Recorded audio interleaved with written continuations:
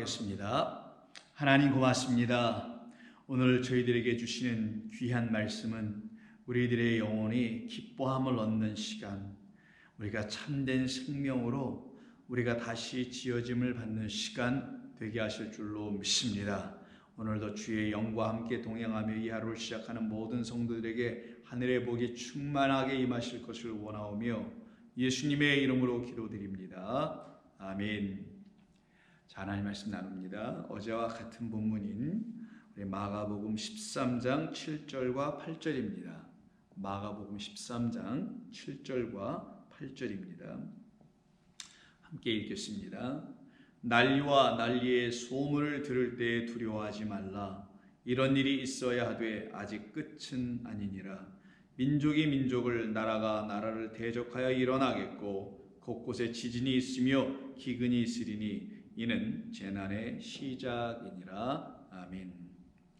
우리는 다 한때 하나님이 누구이신지도 알지 못했고요, 그리스도 예수가 어떤 분으로 이 땅에 오셨는지 그 진리대로 온전히 알지 못했던 삶을 살면서 이 교회라는 공동체 안에 속하였었고, 그곳에서 소위 말하는 신앙생활, 믿음생활을 해왔던 그런 전력이 있는 사람들입니다.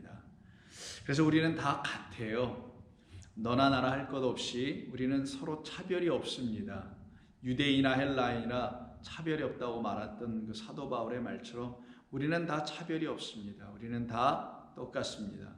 그런 우리들을 하나님께서 사랑과 은총으로 붙드시고 우리를 당신의 거룩한 하늘의 진리의 말씀이라는 떡으로, 그 생명수로 먹이시고 마시게 하심으로 양육하여 주셔서 하나님의 말씀을 의와 사랑과 진리의 말씀으로 알아들어 우리 마음 안에 드디어 새길 수 있는 자들, 그래서 그것만이 나의 전부가 되어 있고 그것만이 나의 세상이 되어 있는 그런 하나님의 그 나라에 속한 백성으로 삼아 내시게 됐던 것이죠. 그래서 우리는 한때 이 세상이라는 민족과 그 나라에 속하였다가 그 나라가 아닌 하나님의 나라의 그 본향에서 오신 그리스도 예수님으로 말미암아 우리에게 선포된 하나님의 복음을 드디어 성령으로 듣고 성령으로 가르침을 받고 성령으로 인침을 받아 결국 우리는 하나님의 말씀이 무엇인지를 알게 되는 자들로 그렇게 나오게 돼서 이제는 하나님의 나라 그 민족 안으로 편입되어 들어온 사람들이 되어 있습니다.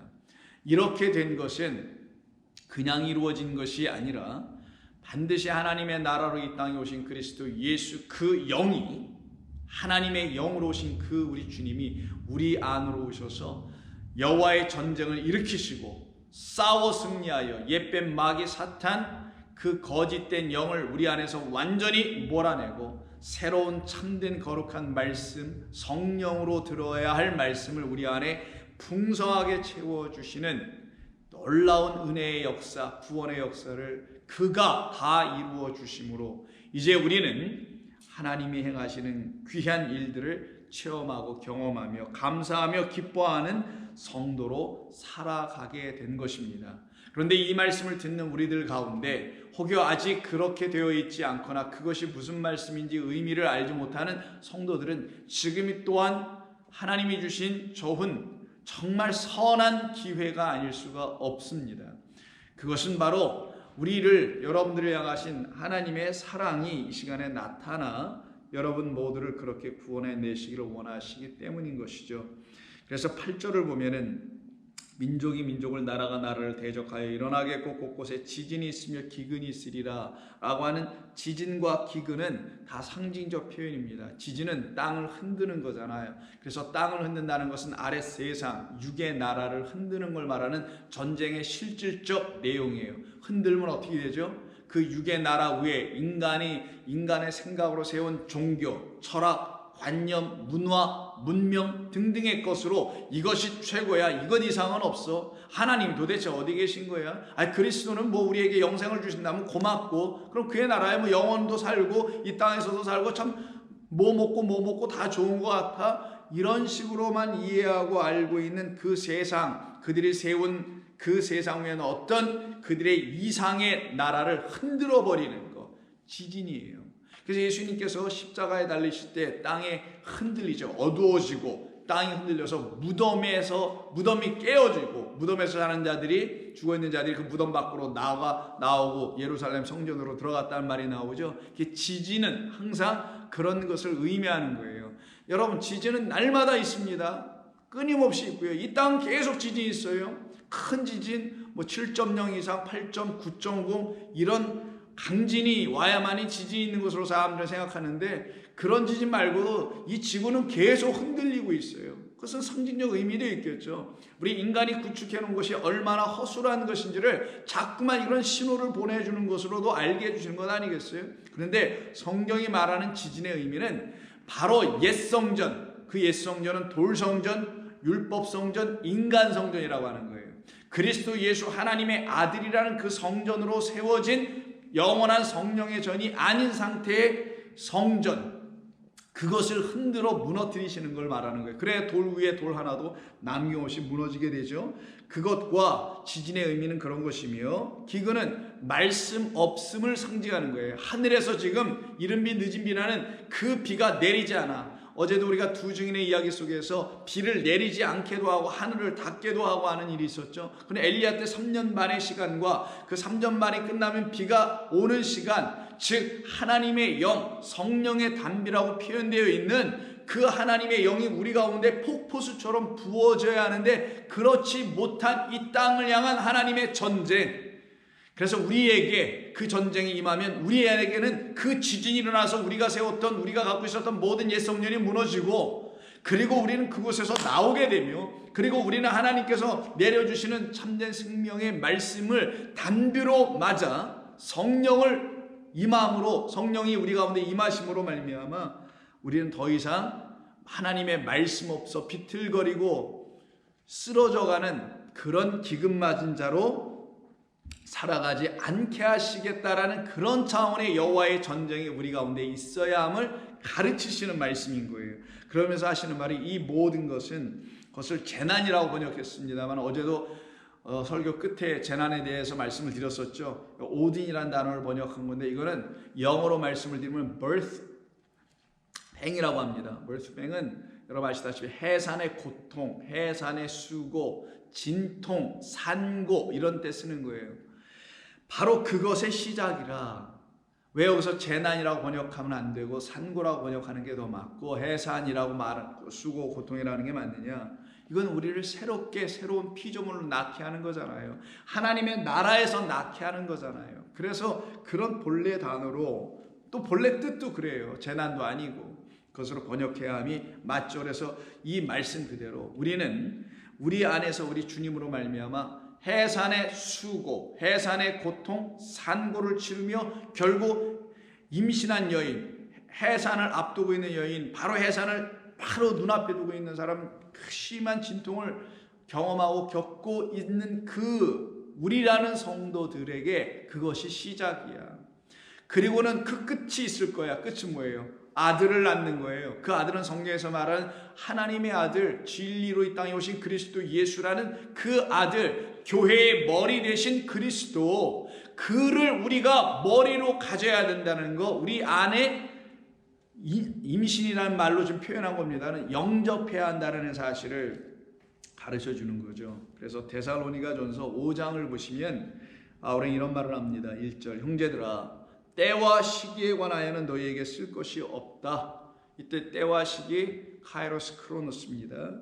하나님이 하시는 모든 일, 이 역사, 창조, 모든 걸 주관해 나시는 하나님, 그걸 크로노스의 하나님이라 할 수 있고, 그러나 그 속에서, 그 모든 것 속에서 하나님의 영원의 것이 있어요. 영원. 그 영혼을 카이로스라고 하는 거예요. 그건 시간이라고 표현할 수 없고 하나님의 시간인데, 하나님에게 시간이 어디 있어요? 영혼인데. 그래서 영혼이라고 제가 말씀드리는 거예요. 하나님에게 시간은 1분 1초가 아니라 영원이에요. 우리에게는 1분 1초 똑딱거리는 게 시간이지만, 그런 영원 속에 계신 우리 하나님께서 하시는 일이다 라고 지금 얘기하면서 주의 날이 밤에 도둑같이 이를 줄을 너희 자신이 자세히 알기 때문이라.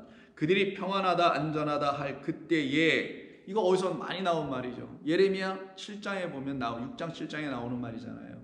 성전, 유대 성전, 예루살렘 성전을 놓고 거짓 선지자들은 우리는 평안하다 안전하다, 여긴 평강이 있어 라고 말하고 있죠. 우리는 안전해, 안 무너져 라고 얘기했죠. 우리를 무너뜨릴 자는 아무도 없어 라고 얘기합니다. 그들은 이상한 하나님을 의지하고 그 하나님 우리를 안 무너뜨리게 할 거야 라고 생각하여 그 하나님을 의지하면서 그런데 그 하나님이 알고 보니까 예수님이 요한복음 8장 44절에서 너희 아비는 마귀라고 그랬어요. 그 마귀는 이 육의 나라에 영원토록 우리가 마치 살 수 있을 것이라고 착각을 일으키게 해요. 인생 속에서. 그래서 인생 속에서 영원히 살 것 같아서 인생에 막 어마어마한 것을 이루려고 애를 쓰게 만들어 하나님이라는 영원, 하나님이라는 영, 하나님이라는 그 거룩한 말씀에 관심을 갖지 못하게 하는 자가 옛뱀 용 마귀 사탄, 그 거짓된 아비인 것입니다. 그걸 놓고 지금 얘기하는 거예요. 평안하다 안전하다 할 그때에 임신한 여자에게 해산의 고통이 이름과 같이 그들에게 멸망이, 이게 바로 돌 위에 돌 하나 놓은 것이 완전히 무너뜨려짐이 일어나게 될 것이며 갑자기 그들에게 이르리니 결코 피하지 아니하리라. 그러나 형제들아 너희는 어둠에 있지 아니하매 그 날이 도둑같이 너희에게 임하지 못하리니. 왜? 너희들은 그런 식으로 내가 찾아오지 않았다라는 얘기잖아요. 너희들에게는 우리 주님 말씀을 통하여 좀 바울이 얘기하는 거 아니겠어요? 우리에겐 그리스도께서 하나님의 말씀을 하나하나 차근차근 질서 있게 가르쳐 주셔서 우리 안에 그 씨가 들어와 첫째 달부터 9달째까지 해산하는 그 날까지 계속 우리를 하나님의 백성으로 삼아내시는 과정이 있었단 말이에요. 그래서 어둠에 있지 아니하며 그날이 도둑같이 너희에게 임하지 못하리니 너희는 다 빛의 아들이요 낮의 아들이라. 우리가 밤이나 어둠에 속하지 아니하다라고 바울은 말합니다. 이것이 우리 성도들의 모습이죠.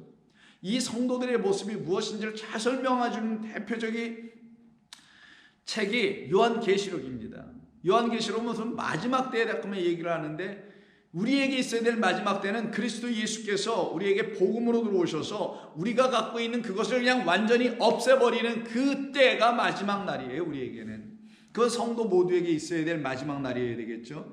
그 마지막 때라고 소위 알고 있는, 그러나 우리 안에서 이루어져야 될 그 마지막 완성의 때, 그 때를 기록하여 알려준 게 요한계시록인데, 요한계시록 12장은 어떠한 여자가 한 아이를, 남자아이를 갖는 이야기가 나오죠. 그때 그를 방해하고 어떻게든지 그 아이를 출산하지 못하게 하려고 하거나 해산하게 되면 곧바로 그를 어떻게 그냥 잡아 없애버리려고 하는 붉은 용 옛뱀이 그 앞에 딱 진치고 앉아있는 모습이 있습니다.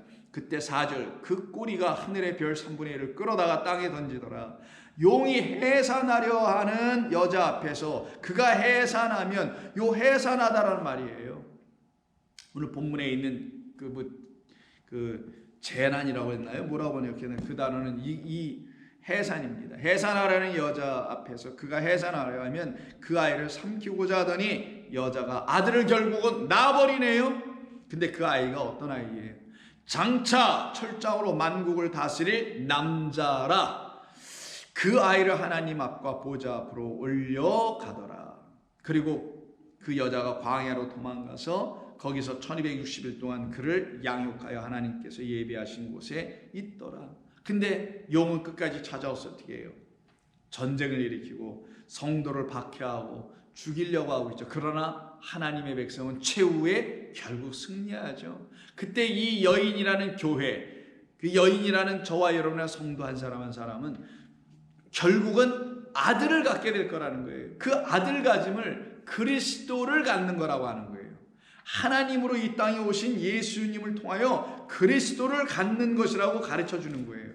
그래서 사도 바울은 갈라디아서 4장 19절에서 이 오딘이란 단어, 그 해산의 고통 수고를 이렇게 성도가 어떻게 다시 지어지는 것으로 연결하여 말하고 있는데 한번 들어보세요. 4장 19절입니다. 나의 자녀들아, 너희 속에 그리스도의 형상을 이루기까지 다시 너희를 위하여 해산한 수고를 하노니. 그럼 방금 전에 요한계시록 12장에서 읽었던 그 여자가 하나의 남자 철장을 들고 만국을 치리하는 아이 그리스도예요. 그 아이라는 그리스도 예수 그 아들을 잉태했지 않습니까? 그리고 해산했지 않습니까? 그 해산의 그 수고를 해야 할 것이 우리라는 거예요. 지금 바울은 깨닫고 그 얘기를 하는 거예요. 성도는 이래야 된다. 근데 그가 낳는 아들이 누구냐?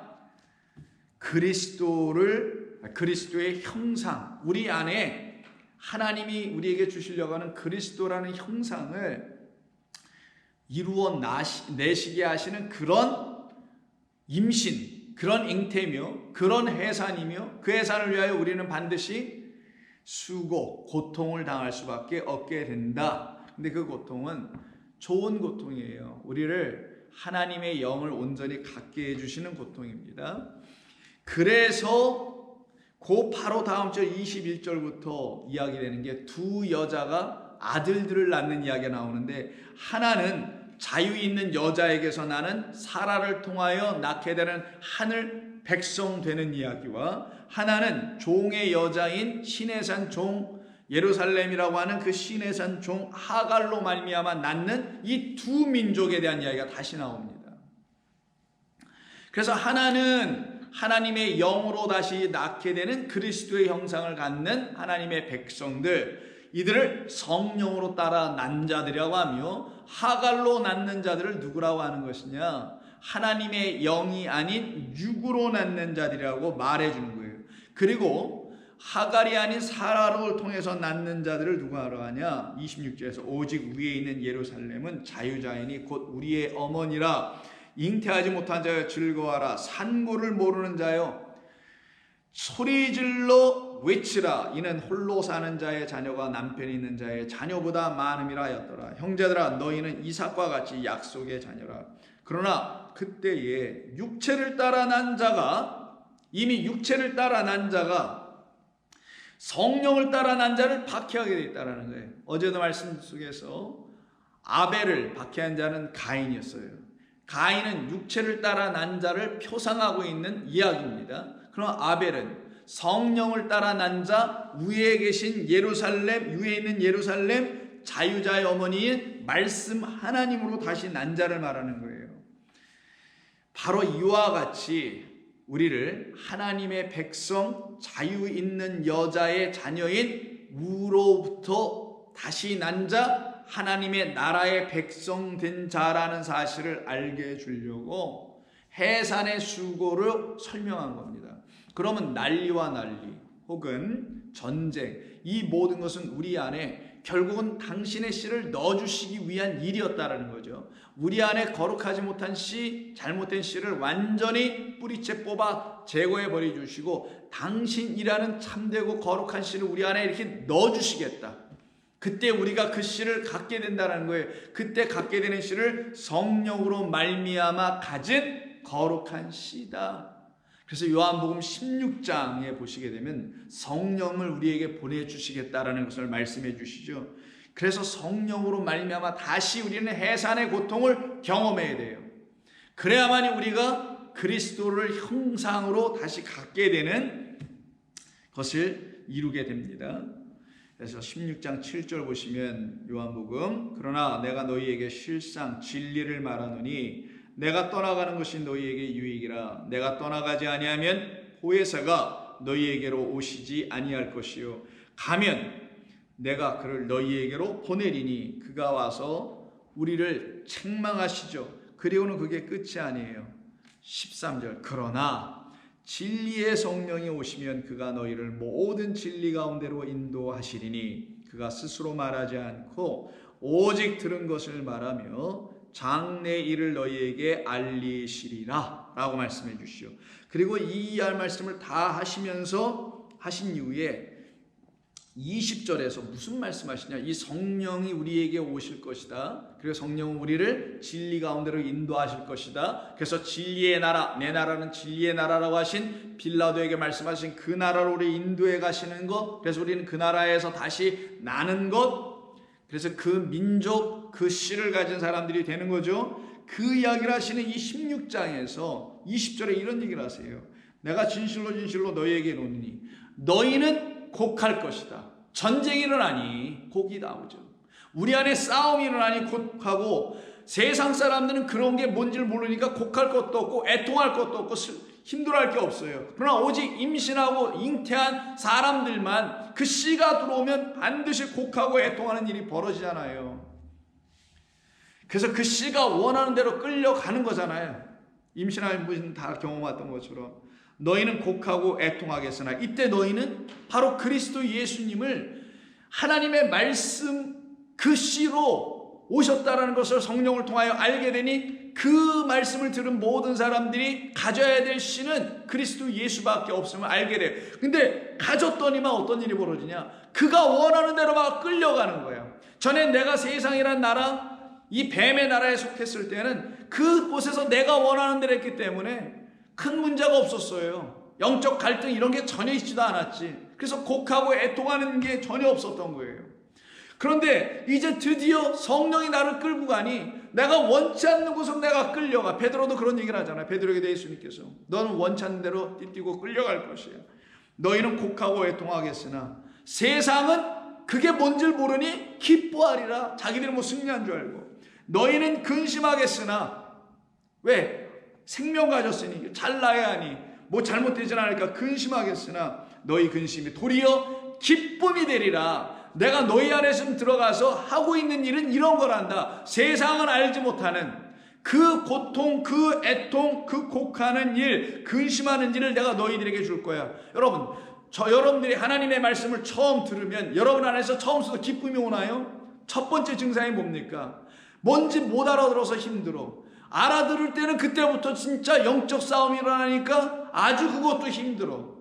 이런 일을 갖다가 지금 곡하고 애통하고 근심한다라는 거예요. 그러나 세상은 그런 게 없으니 그 세상은 기뻐하고 좋아하고 있겠지만 너희가 지금 근심하나 나중에는 그 근심이 도리어 기쁨이 되리라 라고 하시면서 비유로, 근데 이게 비우면서 동시에 우리 안에서 일어나고 있는 실제적인 일이기도 한데, 여자가 해산하게 되면 그때가 이르렀으므로 근심하나 아기를 낳으면 세상에 사람 난 기쁨으로 말미암아 그 고통을 다시 기억하지 아니하는 것처럼 지금은 너희가 근심하나 내가 다시 너희를 보리니 너희의 마음이 기쁠 것이요 너희 기쁨을 빼앗을 자가 없으리라. 그날에 너희가 아무것도 내게 묻지 아니하리라. 내가 진실로 진실로 너희에게 이르노니 너희가 무엇이든지 아버지를 구하는 것을, 내 아버지를 구하는 거예요. 아버지께 구하는 게 아닙니다. 여기 잘못된 거니까 지우시고, 아버지를 구하는 것이면 내가 내 이름으로 다 주실 것이야. 그러니까 결국 우리 안에서 하나님이 하시는 온전한 씨 떨어짐, 말씀이라는 그리스도의 그 영이 우리 안에 들어오면 그 전쟁이 일어납니다. 슬프고 곡하는 일이 벌어져요. 왜? 옛것에서 나와야 되니까. 그게 쉽지 않잖아요, 여러분. 옛것 두고 나온다는 게 세상 떠나고 세상 등지고 십자가 보내 찬송이 있는 것처럼 그런 일을 여러분이 하는 게 이게 쉬운 게 아니잖아요. 세상을 부인하고 하나님을 인정하고 살아가는 게 이렇게 단순해 보입니까? 오직 성령이 임하여야만 그게 가능한 거예요. 흉내내서 될 수 있는 게 아닙니다. 다 들통나요 나중에는. 오직 세상 등지고 죄에 대하여 육에 대해서 죽지 않으면 세상 등질 수가 없다니까요. 십자가 바라보고 나아가는 그 사람들에게만 아버지를 구하는 일이 일어나게 되고, 그들은 하나님 주님의 이름으로 다 그 아버지 참된 생명을 얻게 될 것이다. 지금까지는 너희가 내 이름으로 아무것도 구하지 아니하였으나 뭘 알지 못했으니까, 그러나 이제는 구하라. 그리하면 받으리니 너희 기쁨이 충만하리라. 우리 주님이 이게 말씀하신 거예요. 때가 이르면 다 이루어질 것이다 라고. 그 주님이 마지막 16장에 33절인 끝절에서 뭐라고 하시냐? 이것을 너희에게 이르는 것은 너희로 내 안에서 평안을 누리게 하려 함이라. 평안은 언제 온다 그랬죠? 전쟁 때는 안 와요. 난리가 일어날 땐 평안이 없습니다. 불안만 하죠. 전쟁이 끝나야 돼. 그 말은 우리 주께서 나를 완전히 하나님의 말씀으로 말미암아 장악하고 하나님의 거룩한 말씀으로 나를 완전히 당신의 것으로 사로잡아 내셔서 세상 등지고 나오게 하는 일이 일어나야 전쟁이 끝이 나는 거예요. 그때 여러분 안에는 안식, 평강이 오기 시작하는 겁니다. 평안함이 오는 거예요. 두려움이 없게 되고 세상 걱정 없어지고 불안 염려 다 사라지고 아픔 쓰라림 이런 걸로 여러분들이 더 이상 고통당하거나 안타까워하는 그런 삶이 더 이상 여러분에게 있지 아니하게 됩니다. 이것을 너희에게 이르는 것은 너희로 내 안에서 평안을 누리게 하려 함이라. 세상에서는 너희가 환난을 당하나 담대하라. 내가 세상을 이기었노라. 왜? 그가 이 세상을 지으셨거든요. 그가 아르케 시작이거든요. 태초에 하나님이 천지를 지으신 그분이 우리 주님이란 말이에요. 그래서 그로 인하여 시작됐으니 그 시작을 가진 우리 무엇으로? 그를 잉태함으로 그를 영접함으로 가진 우리는 재난의 시작이 아니라 해산의 수고를 경험하는 시작으로 말미암아 그 끝은 그를 우리가 완전히 알아버리는 것, 그를 낳아버리는 것. 당신이 이런 분이었군요. 턱 내놓는 것. 마치 아들을 해산의 수고를 통하여 고통을 통하여 낳는 것처럼 턱 내놓는 것. 이게 끝. 그럼 시작도 그분, 끝도 그분, 이루시는 분도 그분, 성취하시는 분도 그분. 우리는 누구냐?